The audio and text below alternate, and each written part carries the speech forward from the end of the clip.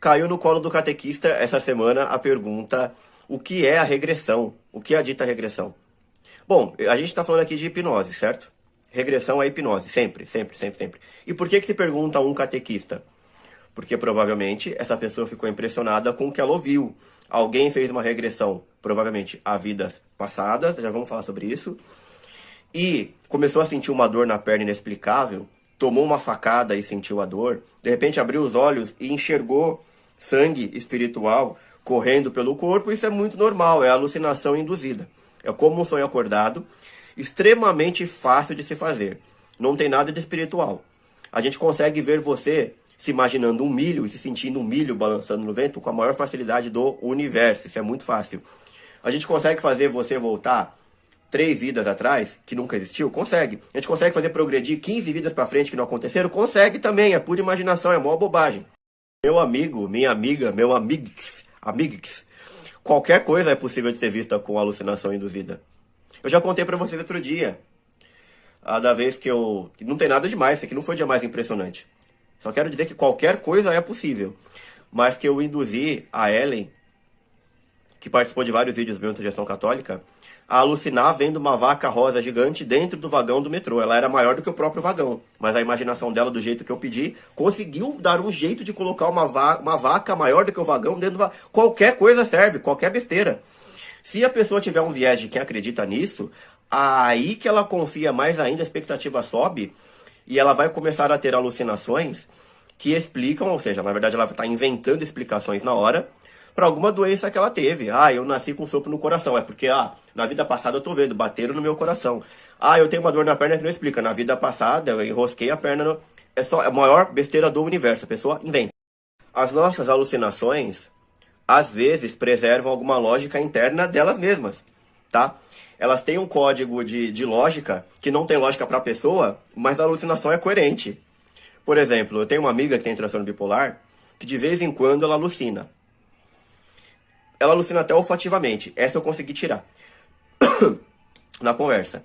Mas teve uma época que ela estava usando o computador de onde ela trabalha, olhando o monitor aqui assim, e começou a alucinar. Vocês lembram daquele pop-up do MSN que subia no cantinho assim? Tipo, Vivi acabou de entrar, João está online. Lembra disso? Então, isso não existe mais. Ninguém mais tem MSN assim. Ela começou a ver pop-up de MSN subir, aparecer no monitor. Aí você me fala, mas se a alucinação, se a projeção dela não misturava, aquilo não era transparente, não passava, não borrava do monitor, não acontecia fora. Não! Acontecia bonitinho, dentro dos limites do monitor, no lugar perfeito. Ela podia se mexer que continuava lá.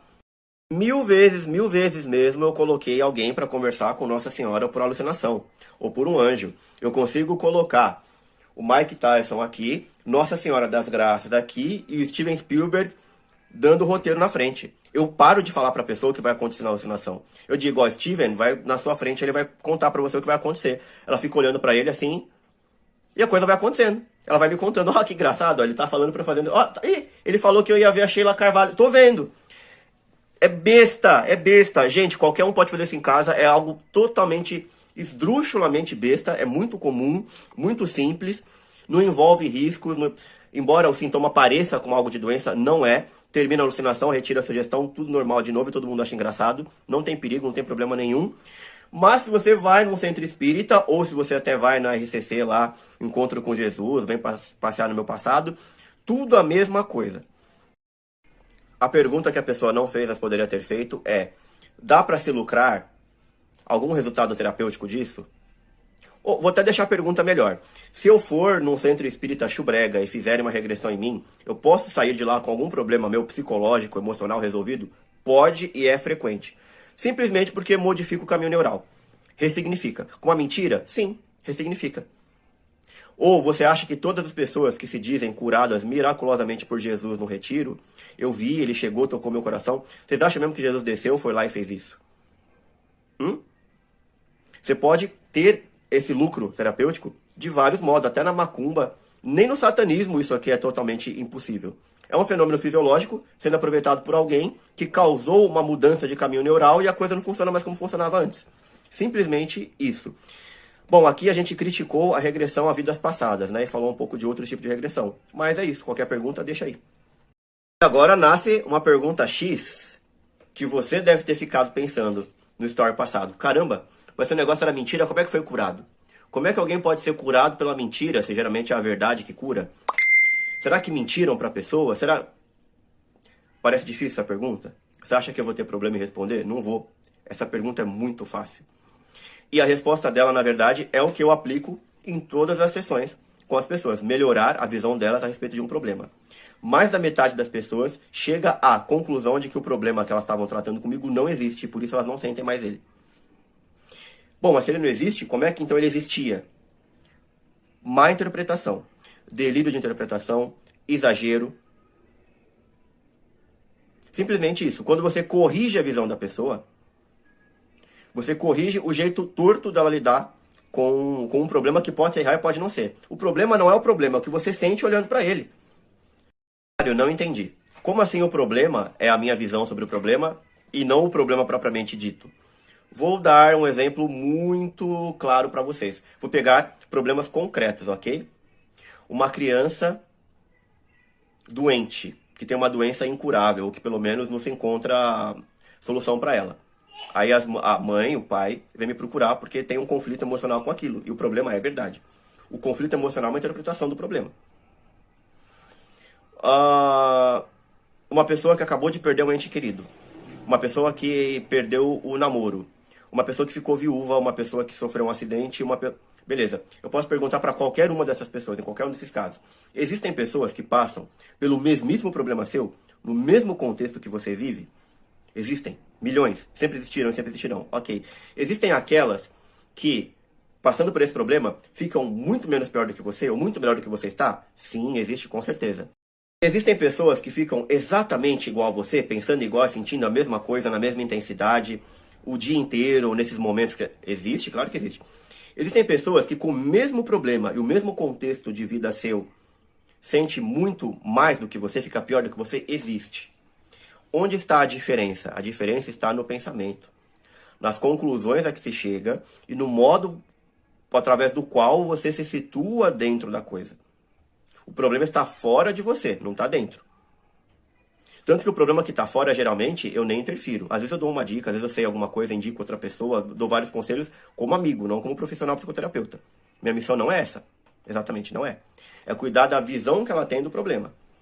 Quando essa visão ela é ajustada, quando ela é mexida de qualquer maneira, a aflição, a angústia, a depressão, a ansiedade, automaticamente é remodelada. Para mais ou para menos. É por isso que a pessoa sai com resultado na primeira sessão, porque é ajustada a visão. Quando a pessoa concorda comigo que existem pessoas que sofreram a mesmíssima coisa, têm o mesmo contexto de vida, a mesma dependência do ente querido, da situação tal, mas que fica melhor, que fica pior, etc. Concorda comigo que se o problema é igual, a diferença está no pensamento e no jeito de ver? A pessoa diz de boca cheia, sim, é verdade, eu nunca pensei nisso. Todas dizem isso, eu nunca pensei nisso. O primeiro exercício que eu jogo é, você conhece alguém que fica melhor do que você? Conheço. Ou que ficaria? Conheço. O que você acha que ela estaria pensando agora perante isso? Quais são as coisas que ela pensa na cabeça dela? Por quê? A depressão, não em todos os casos, mas na maioria. Na ansiedade, em quase todos. O que determina o seu estado depressivo, aflitivo, é o que você está pensando. Quando você para de pensar, quando você entra em outra coisa, aquilo passa. Quando você lembra, volta. Então, a gente não está falando de uma pessoa que vai ficar esquecendo. É o outro jeito de ver que você não tem. Muita gente vai falar de causa, né? Que é trauma, que é uma lembrança, que é uma coisa ruim e tal. O que faz você sentir mal nunca é diretamente um fato, um trauma. Não é. Não é. Nem que seja a morte de alguém, nem que seja... Não é. Não é. O que faz você se sentir mal emocionalmente, em matéria de ansiedade, tristeza, angústia, é a ação do sistema nervoso simpático. Pode acontecer todas as desgraças ao mesmo tempo. Se não tiver ação simpática, você nem sente a desgraça. Você olha para ela e fala assim, pois é, né? Olha. Claro que o ser humano ele vai usar o simpático para essas horas.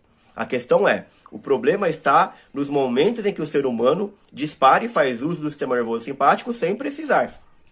Sem precisar. Uma conclusão errada, uma coisa que você achou que alguém fez pra você, ou falou de você, ou pensa de você, e você não tem a menor prova, você nunca perguntou, você não sabe, mas você acha que ela fez e tá pensando, dispara o simpático o dia inteiro, e você me procura. E uma pessoa que geralmente está deprimida, ansiosa e tal, ela fica disparando o próprio simpático, mas ela não sabe disso. Tanto que quando eu explico, já melhora na hora. E o disparo já é bem mais difícil de ocorrer. Até porque se ele for ocorrer por um pensamento que ela já tinha, que ela está tendo há muitos meses e tal, ela reconhece, opa, não, não é o que eu estou sentindo, ok, não gosto do que eu estou sentindo, esse é o sintoma. Mas isso aqui não é a minha alma, não é a dor na alma, não é diabo, não. Isso aqui é o disparo simpático, porque eu estou pensando algo que eu não gosto. Ah, então eu tenho controle dessa bosta. Então deixa eu fazer outra coisa, vamos ver se o seu simpático para. Ela vai e para. O problema se torna nada impressionante, totalmente desinteressante. E ela consegue lidar com ele no limite do real. Ou seja, o viés mentiroso ou exagerado, que é com que ela tratava o problema, foi trocado pela realidade. Mas no retiro carismático, você pode trocar o seu viés também por Jesus está na frente e eu não preciso mais me preocupar com nada. Se você se convencer disso, não dispara o seu simpático, está tudo bem. Mário, eu gostei do exemplo que você deu, mas eu quero entender melhor isso aí. Explica de outro jeito. Vamos lá. Explicar de um jeito que todo mundo vai entender. Pensa que você teve um problema. Claro que você teve algum problema que te deixou angustiado, deprimido, ansioso. É claro que teve. Aí aconteceu um problema no dia tal. Agora já faz 10 dias que ele aconteceu. No 10º dia, você está com angústia de 0 a 10, está em 7. No dia seguinte, você fica com angústia em nível 8. No dia seguinte, sua angústia está 2. Você mal lembrou, foi fazer outra coisa. No outro dia, você não lembrou do problema. No outro, voltou a angústia 9. Como é que você pode se sentir muito mal, meio mal, neutro, nada mal, e o problema, ele é a causa do problema, se ele é verdade que ele é a causa, se ele é estático? Ele já aconteceu, ele não está piorando nem melhorando. É você que melhora e piora perante a memória dele durante os dias. Ou seja, o problema é você, não é ele. O seu problema não tem causa. Ele tem uma fonte de inspiração que você mesmo usa, que é o evento. Você se inspirou no evento e fica pensando sobre ele e do seu pensamento nasce, brota o mal-estar. Quer mais um exemplo? O cara te chutou dia 10 de maio. Aí no dia 15 de maio estava pensando, pô, como era bom, como era maravilhoso, por que fez isso comigo? Esse pensamento, pensando isso o dia inteiro. Seu nível de angústia, de 0 a 10, 9. No dia seguinte, você recebe a notícia de que ele tá com uma pessoa que não vale nada. Você fica até com raiva e fala, pô, e não é que foi bom ter terminado? Isso no dia seguinte. Seu nível de angústia, 2. No 3º dia, você começa a pensar, será que é verdade mesmo que ele tá com essa pessoa? Será que ele não está sendo enganado por essa pessoa? Porque, poxa, ele era tão coitado. Aí o nível da sua angústia, 7,5. Percebe? O fato foi um só. Mas o seu nível de dor sobe e desce. Não tem causa. Você não está atrelado àquela causa. É o seu jeito de pensar que modula a dor. Então, um encontro com Jesus falso na Igreja Universal, um banho de arruda no terreiro, uma regressão espiritual a vidas passadas que nunca existiram, que nunca foram vidas por ninguém, num centro espírita, seja lá o que for. Se dentro daquilo que você ouve, a conclusão que você chega, muda a sua opinião no dia, e se você ficou muito convencido daquela opinião, e é mais fácil ficar convencido da opinião que você recebe nesses lugares, porque tem muito estímulo, tudo. Quando você lembra daquela conclusão de novo, que você chegou no terreiro, na missa da Igreja Carismática Brasileira, não importa onde, você lembra toda aquela emoção junto, mas é claro que é verdade, você não questiona mais, e o seu jeito de fazer a leitura do problema é trocado. E o seu problema é modulado. Ele pode ser piorado. Se você descobrir que na vida passada o seu pai, na verdade, foi quem te matou, a dramatização inconsciente, total, você pode ficar pior saindo de uma regressão dessa. Mas inventou e não sabia que inventou. Como pode ficar muito melhor e acabou. Tá aqui 2 casos que eu tratei vindo de terreiro. Da regressão, das visões que se tem lá. Uma pessoa... Não, esse não foi em terreiro, tá? Mesa branca, kardecista. Uma pessoa foi regredida e descobriu que, na verdade, o cara que matou e fez ela sofrer muito na vida passada, na segunda vida passada, terceira, quarta, sei lá, era o pai dela hoje, reencarnou como o pai dela. Ela descobriu isso. Sei lá que conclusão que ela chegou, meu pai não gosta de mim, meu pai quer me matar. Nunca teve problema nenhum com o pai, nada demais. Mas em casa começou a ter ansiedade na presença do pai. Âncora ruim, e o simpático estourava. Eu tive que tratar dessa pessoa. Expliquei que é tudo invenção. Uma outra coisa que aconteceu, era uma pessoa que não tinha dor nenhuma, na perna direita, fez uma regressão espiritual e viu um cavalo dando um coice. Doeu tanto na regressão que ela passou a ter essa dor todos os dias. Depois que ela voltou do terreiro e fez a regressão, começou a ter. Eu tive que ir lá e remover com hipnose, com sugestão, a dor e explicar para ela.